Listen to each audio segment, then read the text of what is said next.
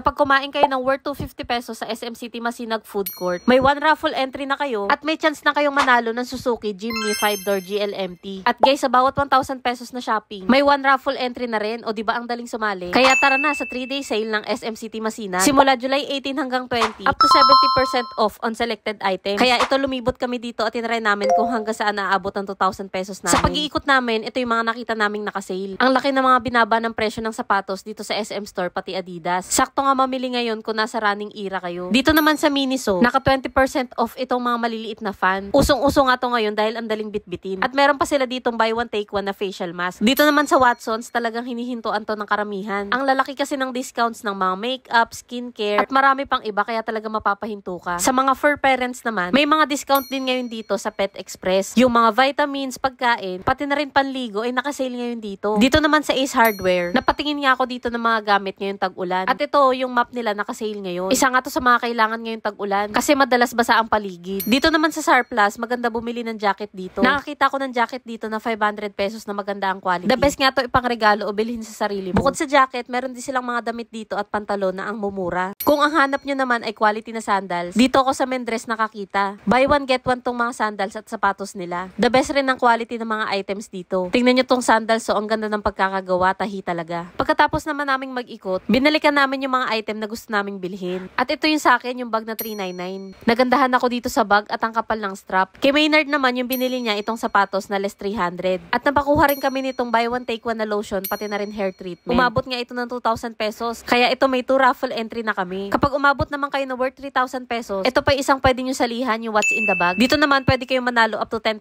pesos. After nyo naman mapagod mamili, try nyo mag food trip dito sa food court. Dito kami kumain sa steak break at sa Taiwadi. May pad krapaw sila dito. At ang saya nga namin kasi finally natikman na rin namin to. Kaya naman guys, tara na. Mag food trip at mag shopping na rin kayo dito sa SM City Masinag. Kasi malay nyo sa pag food trip at pag shopping nyo, kayo na yung manalo ng sasakyan.